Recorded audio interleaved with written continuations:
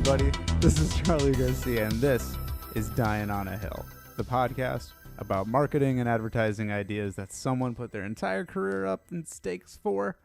And I don't know, sometimes it works out much like life, and sometimes it doesn't. This is part 2 of Apple 1984 will not be like 1984. And my guest again for part 2 is Trevor Martin. It is I have returned. That's my real voice. I'm just going to be joined one at a time by that cavalcade of Disney rogues. I got to get my Jafar down for part 3.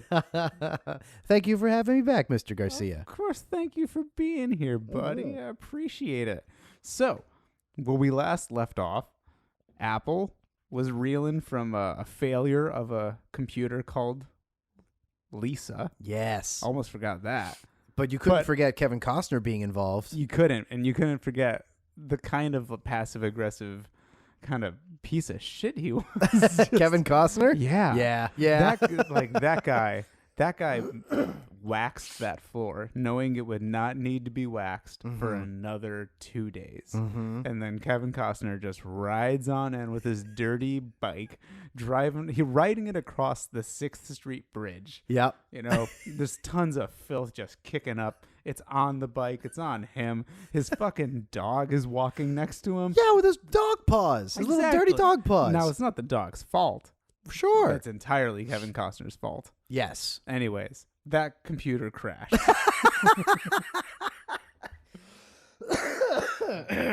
Yes. But that led Steve Jobs and the then CEO of Apple, John Sculley, to go to Chiat and say, we want a commercial that, quote, will stop the world. So with that in mind, they went to the 1984, Las Vegas, Oakland, Los Angeles Raiders versus Washington Football Club match and aired the 1984 ad. I'm not going to play it because we played so many ads. The episode 1 is literally 80% ads. Yeah, just like every other podcast. That's Hi-yo. true. It's other people's ads. I'm giving them more free reach. So they wouldn't know that the Raiders' Marcus Allen would win the MVP and become the 3rd player to win a Heisman and an MVP while rushing 191 yards. Whoa. And catching for 18 yards. Which is an impressive game. That's a hell of a game. Yes, definitely. Yeah. But they would, however, know who the director was going to be. And that was Ridley Scott. The director of their ad, that is. Yes. Not director of the football game? No. No, Ridley seemed like a perfect fit. He had just released the neo-noir classic Blade Runner in 1982, and he'd already set himself up as pretty much a master of sci-fi because of Alien. Are you a big fan of Ridley Scott? Yes. I feel like you have an opinion. I have a potentially controversial opinion. There's lots of hot takes about Ridley Scott, so I'm wondering which one you think.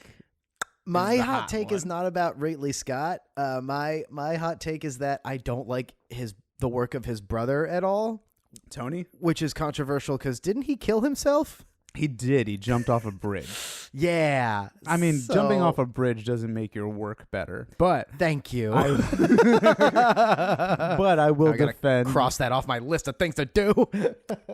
He did something really specific, and as an action fan, I appreciate. But he started the thing of here's an action movie that also looks great. Tony Scott did that? Yeah. With what? Like Top Gun, Days of Thunder. Yeah. Those were beautifully. He just shot the shit out of them. Top Gun is good. Top Gun is good. Man on Fire, not my thing. Nah, yeah. Especially the later stuff of his, I'm not a big fan of. Ridley Scott, though, I do enjoy. Awesome. Even Prometheus. I didn't mind Prometheus. Trevor loves Prometheus. Oh, God. Oh, no. That's my worst take I've given on this podcast episode. And there is a video. I'm not going to play it. I'm going to post it in the comments. It's an interview of him. Actually, here's what we're going to do. We're going to pause it, and we're going to watch it. Oh, okay. And we're going to talk about it after, because it just...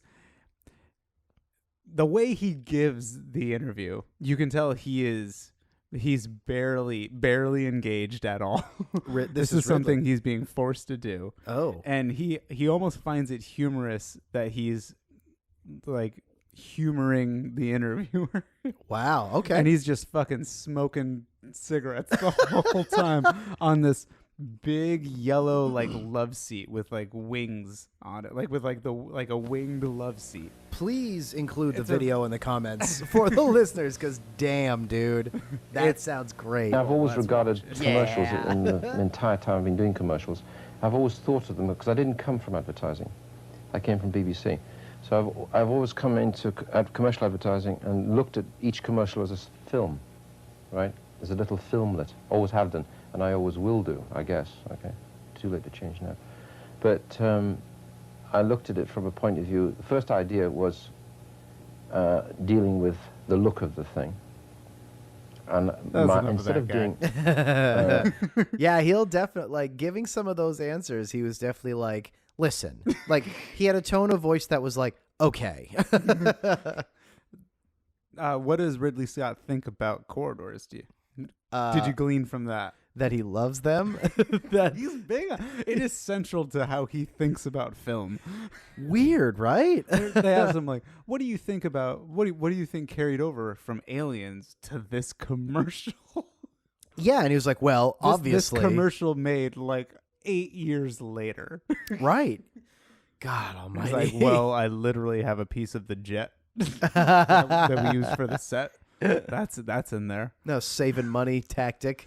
And and I don't know about you, but that's an amazing couch. Good God. That is a real, like, 70s, 80s couch. Like, But it's a couch you're not supposed to sit on every day.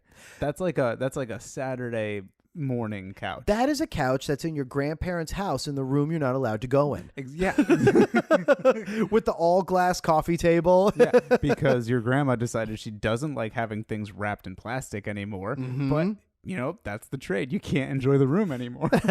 Yeah. So there wasn't much to report on the Apple side of things after this point. They pitched it, they greenlit it, and that was about it.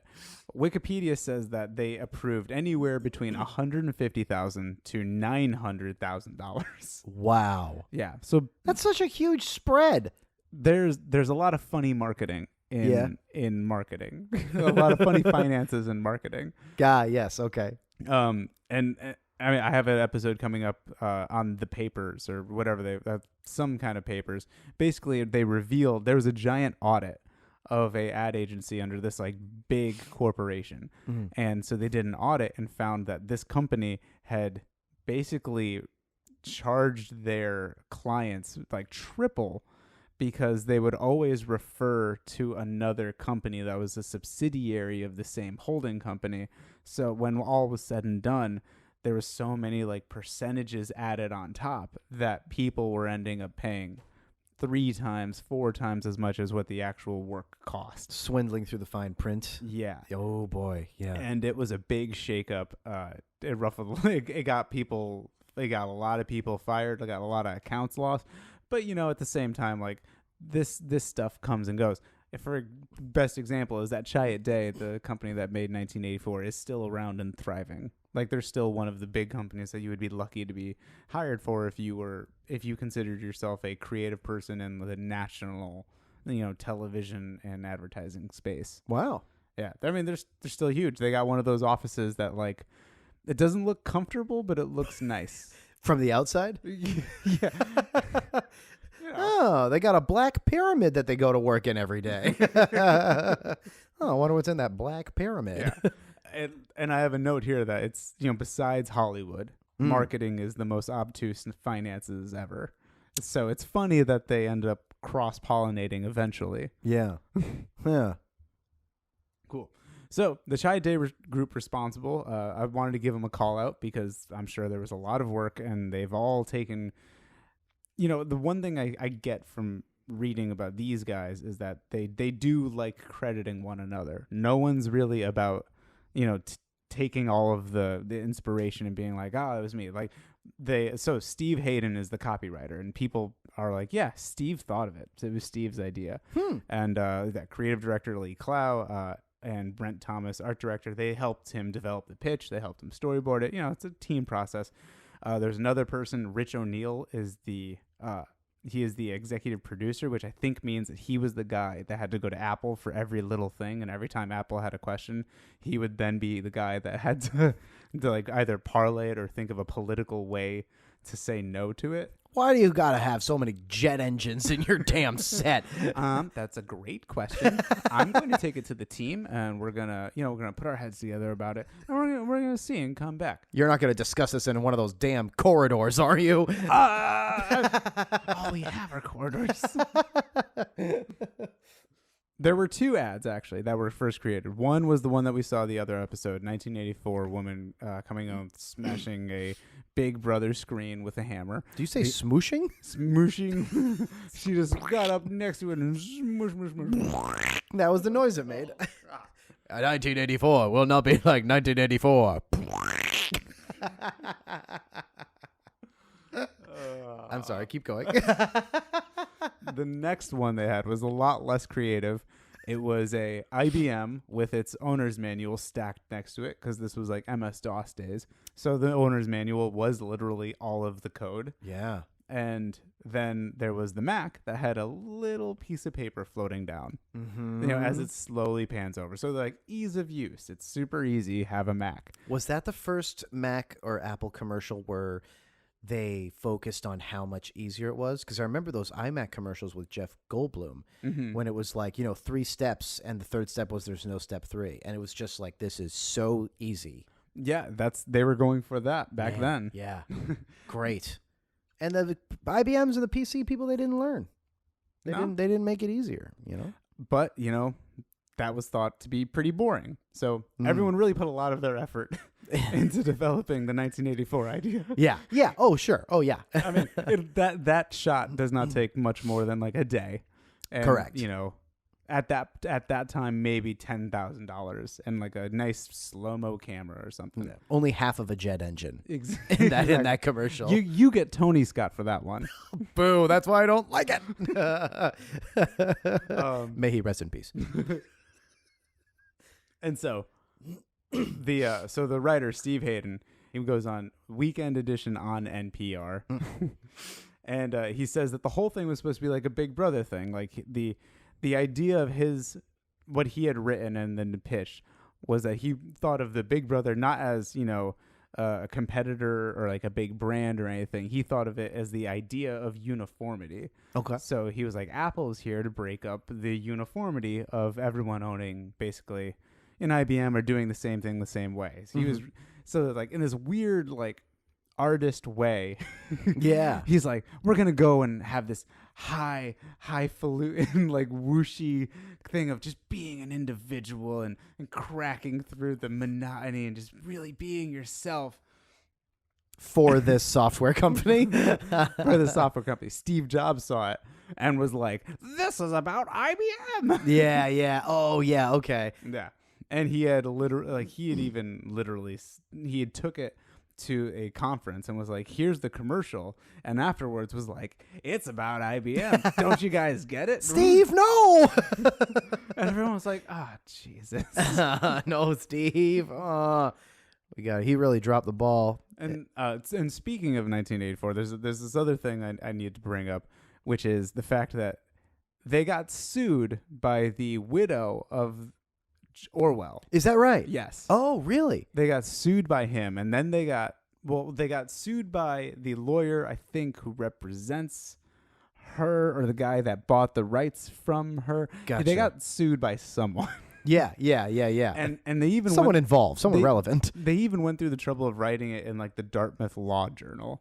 Good all Lord. The reasons and why that this commercial stole from the idea. 1984. Huh. And so it goes, the Apple ad slavishly adopted a thematic scene from the novel, the daily 2-minute hate during which the docile citizenry dutifully assembled before a giant television screen. And first, the telescreen displayed a notorious enemy of the state, and the citizens were imbued with a desire to smash the face with a sledgehammer. In the novel, a dark-haired girl suddenly picked up a heavy dictionary and flung it at the screen. Oh, yeah. So Made that noise, right? Exactly. She smooshed it. Yeah, I think only one page from the dictionary remained. It fluttered down. It was just the word smoosh with the definition. And everyone said, that was easy.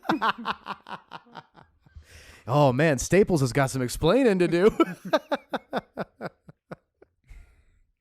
But the funny thing is that the sledgehammer wasn't supposed to be there, because the sledgehammer was actually an idea of Ridley Scott. Because Ridley Scott was like, isn't it big? Because they wanted to have a baseball bat. They thought the baseball bat was Why the a most baseball bat? They thought it was a very American thing to smash a TV with. Why not a cheeseburger? I thought I immediately wrote gun. Oh, yeah. I'm just Whoops. like, they're just throwing a handgun at the screen. And Can you imagine a commercial where someone causes destruction with a gun, but they walk into the room with the gun and they throw the gun? Not, Hey, not for long. what noise would a hamburger make if you threw it at a screen? Robble, robble, robble. Definitely avoided. But through the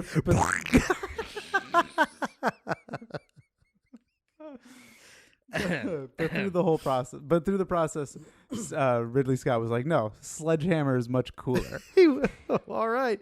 He's just a Peter Gabriel fan, I guess. Yeah, and also this was in 1983, so USSR Cold War in full effect, which is something I kind of want to get to later. Well, we're gonna touch on that, but I think when he knew that this is obviously 1984 is about communism and Marxism, so or socialism. What I know, I get my isms right. I know they're not all the same. Yeah, they're not. It's about the bad one. It's about the really bad one. Gentrificationism. Yeah, it's on a billboard. Yeah. Smash that billboard with a handgun. I don't know if I'll ever get over that. So I think he was just like, oh, hammer, wall, stuff, sure. Sure, You're breaking things, you're breaking with a hammer. When did the Berlin Wall fall? 1989. Schnein. Don't you try to make up numbers on me, boy. Well, that was the East German part of it. Oh, we're Did you having know they have such a different good, calendar? We're having a great party on 1989.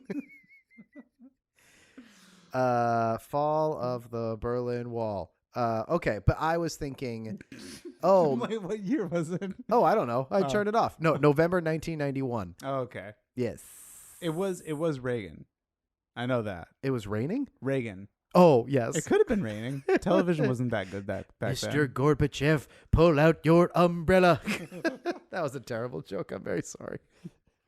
Okay, I thought maybe there was a connection to the fall of the Berlin Wall and like a hammer to the wall thing from Ridley Scott's perspective, but it seems like that is not the case. I think the hammer in the wall was. I mean that's.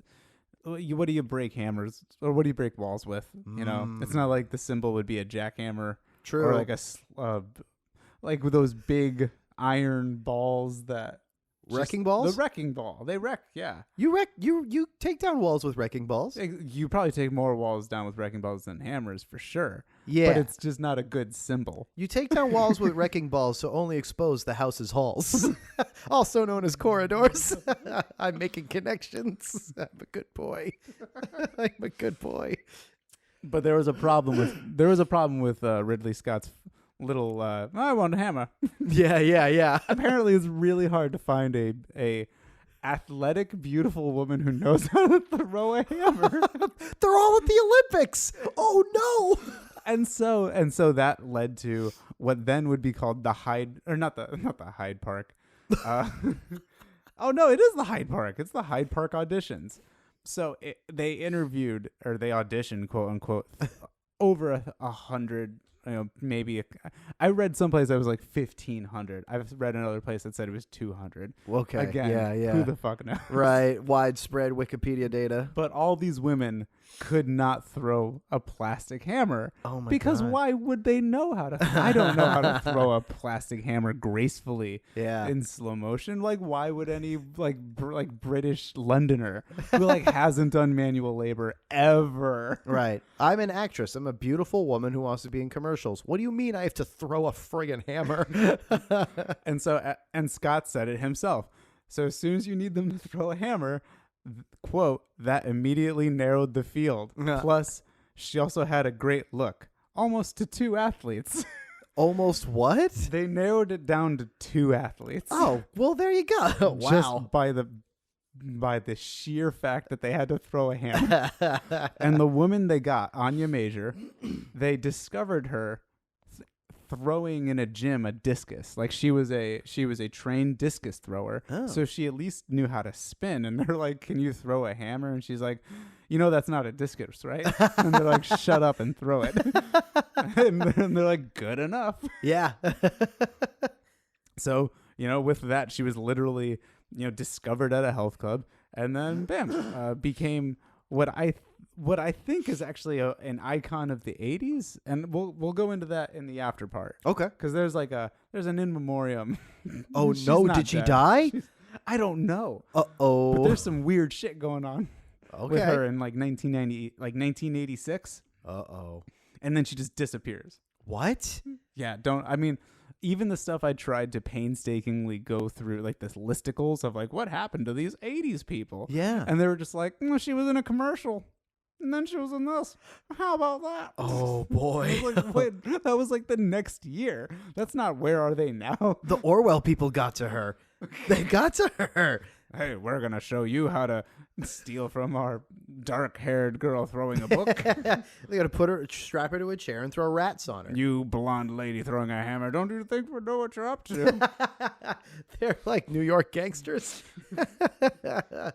So, fun fact about this whole day of the shoot. You notice there was a lot of bald guys, right? Hell yeah. So I knew I got horny for some reason. So back then, apparently, that wasn't a thing you made people do for a show or set. Oh. So they had to go and find 200 skinheads.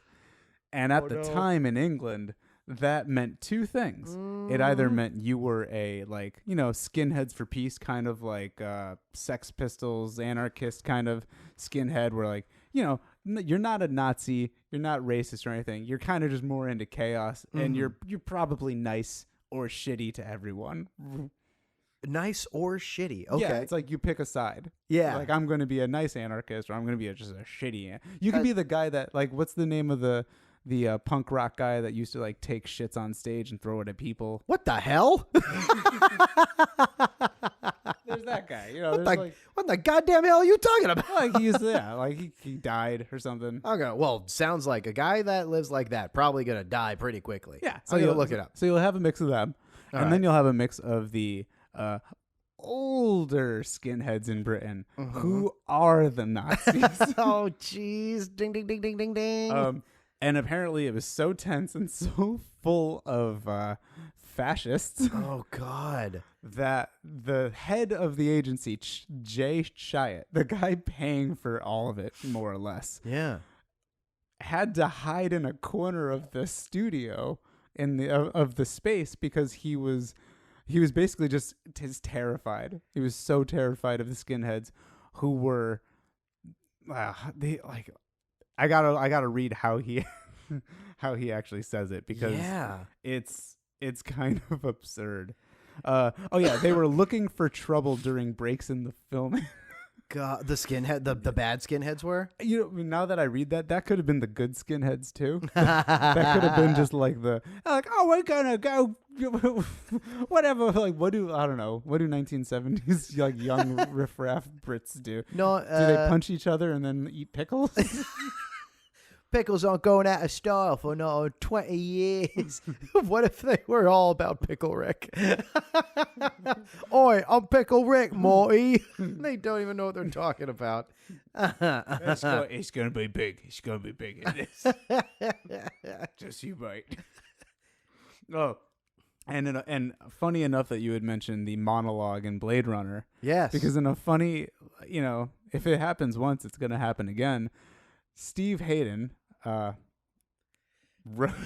had to basically write a voiceover for that commercial.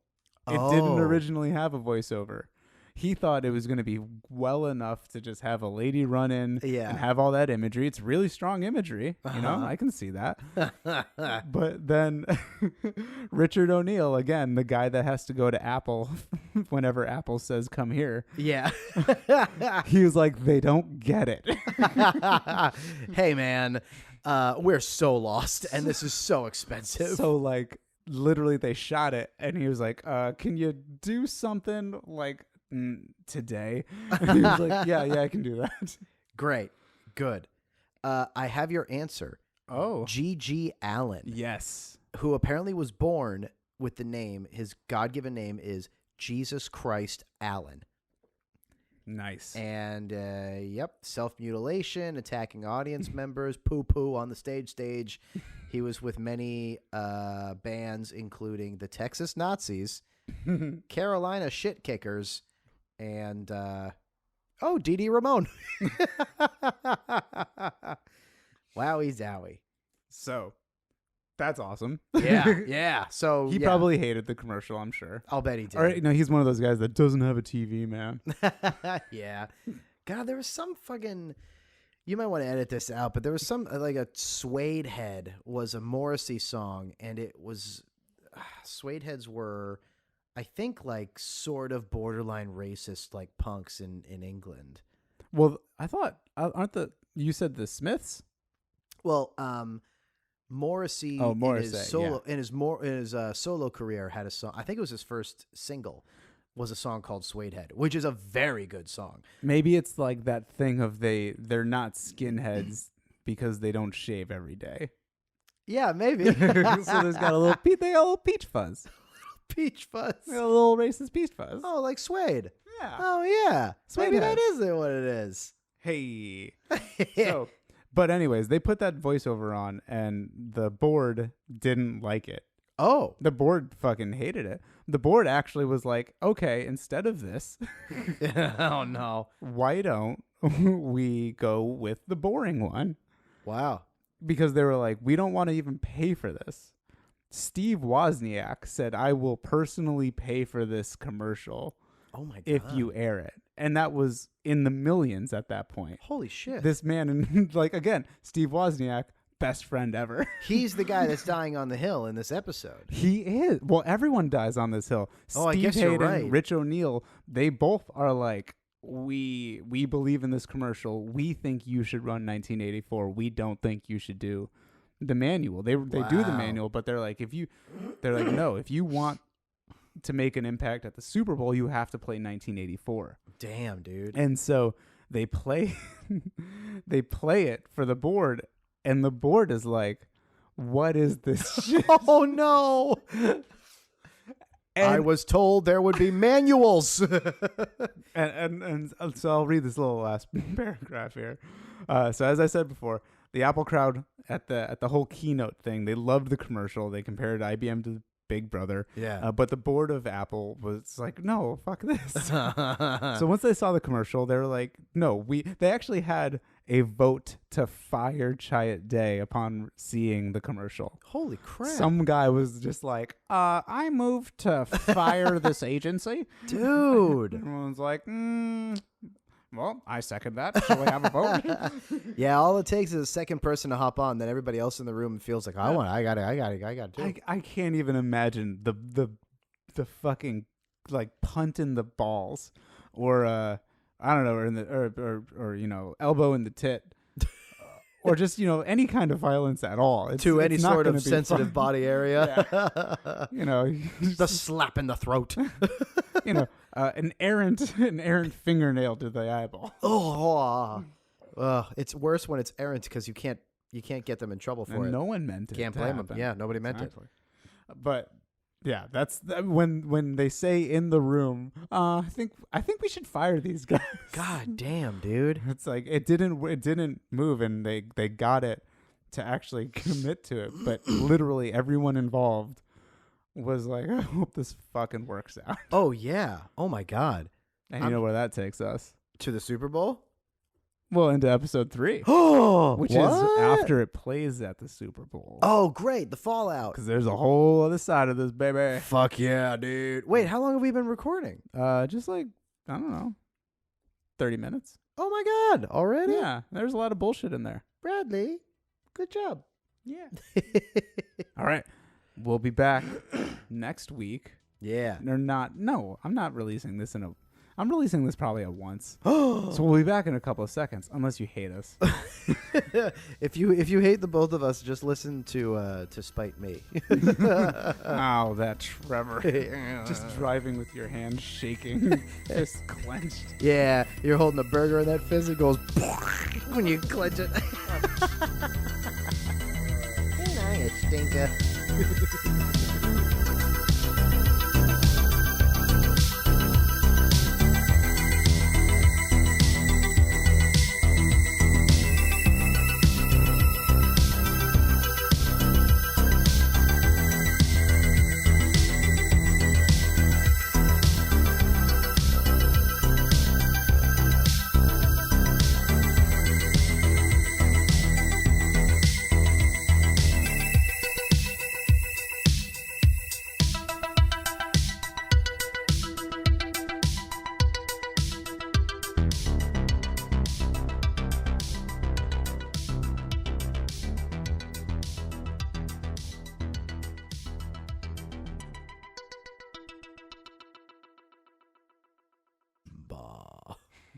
Every roll. You gotta stop quoting Lion King now.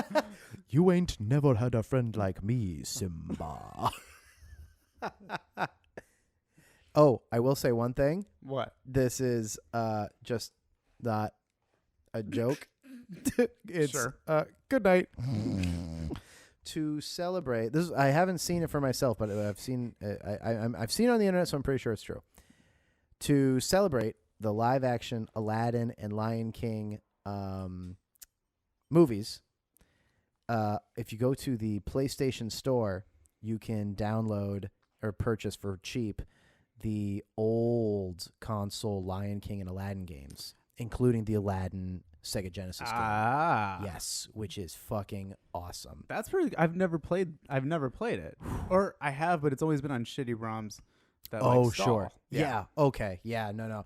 The Super Nintendo one I've never played. There are some like hardcore gamers that say it's better. I grew up playing on my friend's Sega, the Aladdin Sega Genesis. It was so good and so fun. I was one of those friends too. I didn't have a system. Yes! I just had the friend that Yes! had the game, and they were like, "I think you're my friend because you like playing my game." I'm like, that's not true, Steve.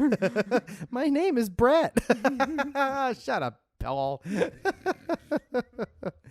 Yep, definitely had those. Well, I mean, I was friends with them as well. But yeah, it was like, you can't have a video game console because every time you go to Ryan's place, all you do is play his video games. Yeah. Hey, everyone.